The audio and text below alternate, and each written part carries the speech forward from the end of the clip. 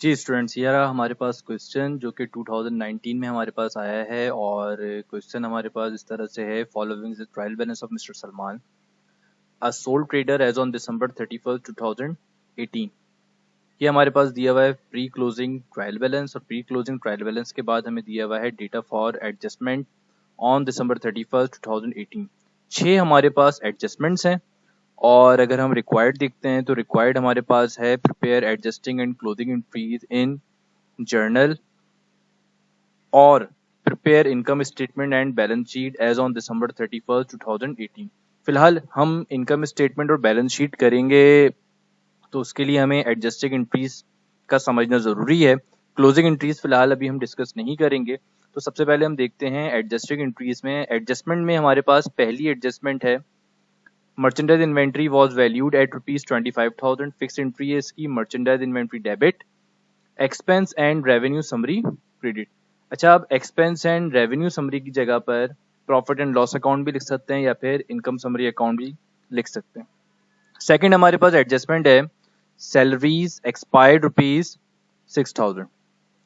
ऊपर हमें दिया हुआ है prepaid salaries 10,000 out of which 6,000 has been expired. अब देखें, जब भी आपको प्रीपेड दिया हुआ होगा तो इसका मतलब है आपको रिकॉर्ड करना है एक्सपायर्ड, यानी एक्सपेंस रिकॉर्ड करना है। और जब हम एक्सपेंस रिकॉर्ड करते हैं तो एक्सपेंस हमारे पास डेबिट में आता है, और प्रीपेड हमारा क्या हो जाएगा, कम हो जाएगा। प्रीपेड की नेचर हमारे पास एसेट है, एसेट कम होता है तो हम कहाँ रिकॉर्ड करते हैं, क्रेडिट साइड पर। तो एंट्री हमारे पास क्या बनती है, salaries expense debit, prepaid salaries credit. Next हमारे पास है adjustment unpaid rent. Unpaid rent यानी आपने रेंट अभी तक पे नहीं किया, इसकी जगह आउटस्टैंडिंग रेंट भी लिखा हुआ हो सकता है, या फिर रेंट पेबल भी लिखा हुआ हो सकता है, या फिर rent for the month is not paid, not yet paid लिखा हुआ हो सकता है। तो इसकी हमारे पास फिक्स एंट्री है, rent expense debit, rent payable credit 2,000 से, जबकि ऊपर हमारे पास रेंट एक्सपेंस दिया हुआ है उन्होंने 8,000। अब 8,000 ये वो रेंट है जो ये पे कर चुके हैं, 2,000 का रेंट अभी पे नहीं हुआ है, तो हमने उसकी एंट्री बना दी rent expense debit, rent payable credit.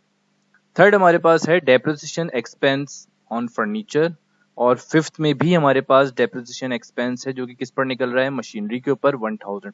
तो इसकी हम कंपाउंड एंट्री एक बना लेते हैं, depreciation expense 3,000, allowance for depreciation 2,000 furniture का आ गया, अलाउंस फॉर डेप्रिसिएशन 1,000 मशीनरी का आ गया। फाइनल एंट्री की तरफ हम आते हैं, एडजस्टमेंट की तरफ, तो हमारे पास आते हैं बैड डेट एक्सपेंस ₹800। तो इसकी हमारे पास एंट्री बनती है bad debt expense debit, allowance for bad debts credit 800 से। ये तो हमारे पास एडजस्टिंग एंट्रीज थी। अब एडजस्टिंग एंट्रीज के बाद हम आते हैं अपने टॉपिक की तरफ, income statement and balance sheet. सबसे पहले हम डिस्कस करते हैं इनकम स्टेटमेंट में, क्वेश्चन हमारे पास साथ साथ रहेगा।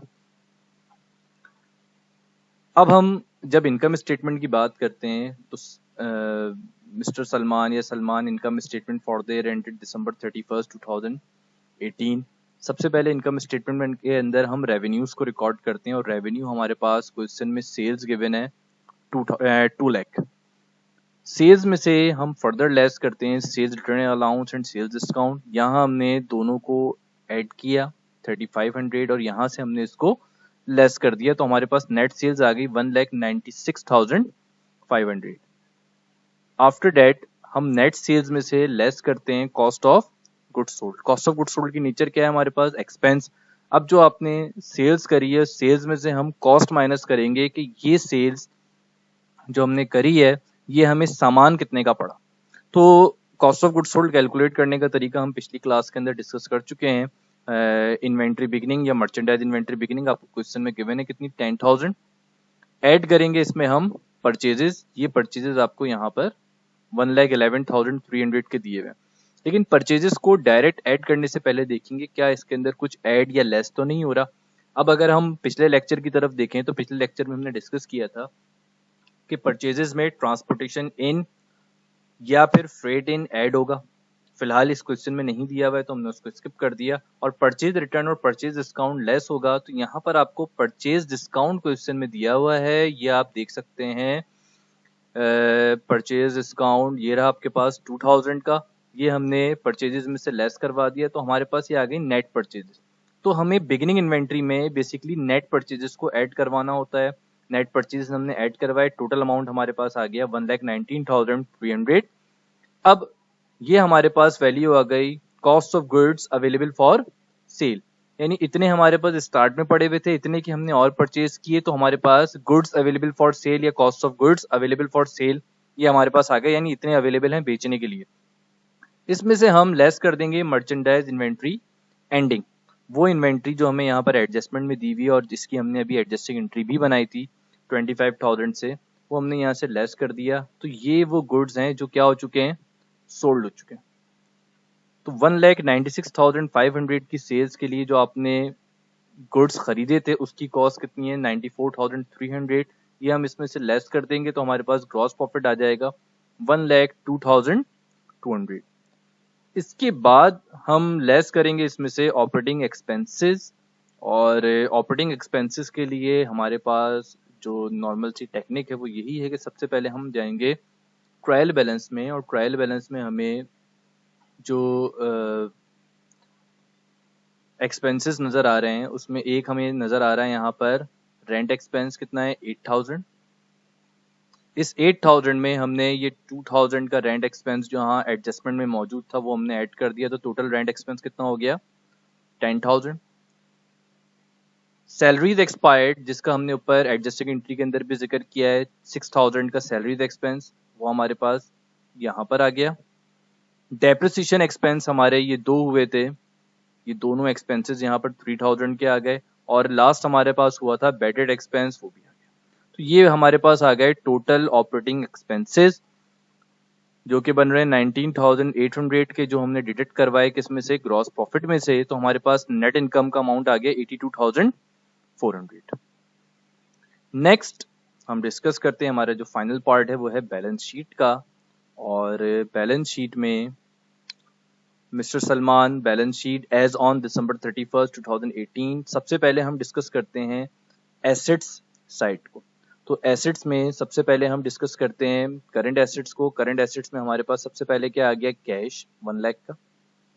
फिर आ गया हमारे पास अकाउंट रिसीवेबल 40,000।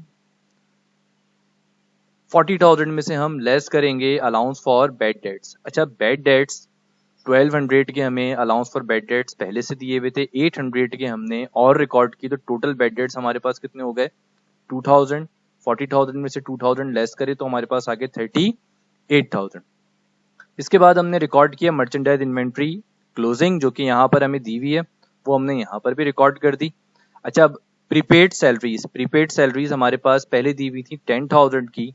10,000 में से 6,000 की सैलरीज एक्सपायर्ड हो गई थी, तो हमारे पास रिमेनिंग सैलरीज कितनी रह गई प्रीपेड 4,000 की। तो ये हमारे पास हो गए करंट एसेट्स। करंट एसेट्स के बाद हम आते हैं नॉन करंट या फिर फिक्स एसेट्स की तरफ, और इसमें सबसे पहले हमारे पास गिवन है मशीनरी। मशीनरी का अमाउंट हमें क्वेश्चन में दिया हुआ है 1 लाख। मशीनरी में से हम लेस करेंगे अलाउंस फॉर डेप्रिसिएशन या फिर एक्यूमुलेटेड डेप्रिसिएशन। अच्छा, अलाउंस फॉर डेप्रिसिएशन मशीन के ऊपर हमें पहले से कितना दिया हुआ है 10,000, और करंट ईयर में 1,000 का और हुआ डेप्रिसिएशन, तो टोटल डेप्रिसिएशन कितना हो गया 11,000। ऐड करके हमने दोनों को मशीनरी की कॉस्ट में से लेस करवा दिया, तो हमारे पास नेट वैल्यू कितनी बचती है 89,000। इसके बाद एक और हमारे पास नॉन करंट एसेट है फर्नीचर। फर्नीचर की वैल्यू हमारे पास कितनी गिवन है 65,000। 65,000 में से अच्छा पिछला कोई हमारे पास अलाउंस फॉर डेप्रिसिएशन फर्नीचर के ऊपर नहीं दिया हुआ है, सिर्फ करंट ईयर का डेप्रिसिएशन है 2,000, तो जो दिया हुआ है वो हमने इसमें से लेस करवा दिया, तो नेट वैल्यू हमारे पास बचती है 63,000। तो टोटल हमारे पास एसेट्स बनते हैं 3,19,000 के। अब हम आ जाते हैं अपनी इक्विटी साइड की तरफ, और इक्विटी में सबसे पहले हम लिखते हैं लाइबिलिटीज को। लाइबिलिटीज में सबसे पहले हम करंट लाइबिलिटीज लिखेंगे। फिलहाल इस क्वेश्चन में सारी करंट लाइबिलिटीज हैं, लॉन्ग टर्म लाइबिलिटीज नहीं गिवन है। तो सबसे पहले हम लिख लेते हैं यहाँ पे अकाउंट्स पेबल। अकाउंट्स पेबल हमें यहाँ पे क्वेश्चन में गिवन है 42,000, ये हमने यहाँ लिख दिया। और एक लाइबिलिटी हमारे पास पड़ी हुई थी एडजस्टमेंट में, जिसका जिक्र हमने यहाँ पर किया था अनपेड रेंट, और इसकी हमने एक एडजस्टिंग एंट्री बनाई थी rent expense debit rent payable credit. Rent expense तो चले गया था इनकम स्टेटमेंट में, और रेंट पेबल क्योंकि लाइबिलिटी थी वो यहाँ पर आ गई। इसके अलावा कोई और हमारे पास लाइबिलिटी नहीं है। आखिर में हम आ जाते हैं ओनर्स इक्विटी की तरफ या फिर सलमान इक्विटी की तरफ। इसमें सबसे पहले हम लिख लेते हैं सलमान का कैपिटल 1,92,600, जो कि हमें यहाँ पर गिवन है क्वेश्चन में, और इसमें हम करंट ईयर का जो प्रॉफिट या नेट इनकम जो अभी हमारे पास इनकम स्टेटमेंट से आई है, जो भी हमने इससे प्रीवियस डिस्कस किया था, इसको हम इसमें ऐड कर देंगे। क्वेश्चन में ड्राइंग नहीं गिवन है, वरना हम ड्राइंग भी इसके बाद इसमें से लेस करवाते। तो फिलहाल टोटल कैपिटल सलमान का कितना बन गया, 2,75,000। तो ये हमारे पास बोथ साइड्स हमारे पास इक्वल आ रही हैं, 3,19,000, और इक्विटीज भी हमारे पास कितनी आ रही हैं, 3,19,000। अब ये क्वेश्चन मैंने यहाँ पर जो मेंशन किया है, ये सिर्फ फर्स्ट ईयर कॉमर्स वालों के लिए नहीं है। ये एक बेसिक क्वेश्चन है जो कि बीकॉम के स्टूडेंट्स भी कर सकते हैं और बीबीए के स्टूडेंट्स भी इसको आसानी से समझ सकते हैं।